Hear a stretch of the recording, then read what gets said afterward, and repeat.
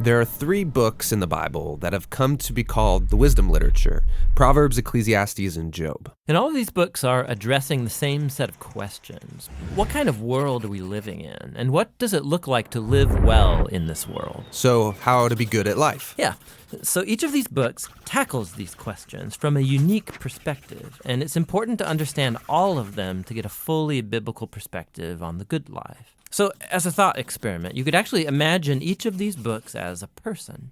So Proverbs would be like this brilliant young teacher, and Ecclesiastes the sharp middle-aged critic, and Job would be this weathered old man who's seen a lot in his day. We're going to start by meeting the book of Proverbs, the brilliant young teacher. And she's not just smart, she's smart about everything: work, relationships, sex, spirituality. She has incredible insights, things you wouldn't see on your own. Yeah, she would be the perfect friend to have around when you need really specific advice. So what makes her so smart? Well, Proverbs can see things that most people don't see. She believes that there's an invisible creative force in the universe that can guide people in how they should live. And you can't see it, just like you can't see gravity, but it affects everything that we do. So what's this force? Well, in Hebrew, it's called chokhmah, and it usually gets translated into English as wisdom. It's an attribute of God that God used to create the world. And chokhmah has been woven into the fabric of things and how they work. So wherever people are making good or just or wise decisions, they're tapping into chokhmah. And whenever someone's making a bad decision, they're working against chokhmah. Right, or as it says in Proverbs chapter 1, the waywardness of fools will destroy them, but the one who listens to wisdom lives in security. So it's like a moral law of the universe. Yeah, it's a cause-effect pattern, and no one can escape it. And Proverbs personifies all of this as a woman. Yeah, Lady Wisdom. Right, and she roams around the earth, calling out, making herself available to anyone who's willing to listen to her and to learn. Which leads to the second thing Proverbs believes, that anyone can access and interact with wisdom and use it to make a beautiful life for yourself or for others. You can create with it like a designer. Yes, in fact, chokhmah in Hebrew isn't simply intellectual knowledge. The word is also used to describe a skilled artisan who excels at their craft, like woodworking or stonemasonry.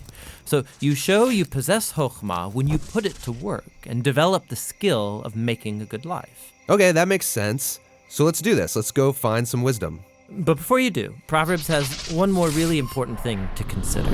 Chokhmah isn't some impersonal force. It's an attribute of God himself.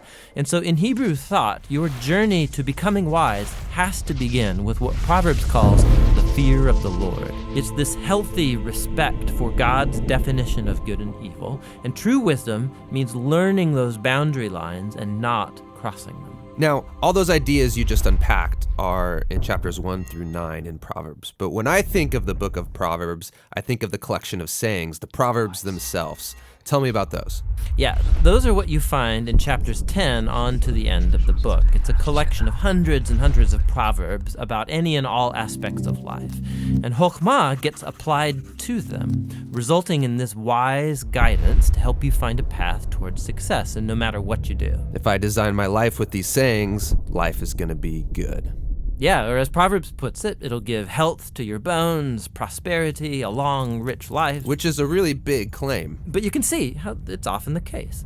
Wise people, they tend to do better. Things usually work out well for them in life. And so that is the promise and the wisdom of the book of Proverbs.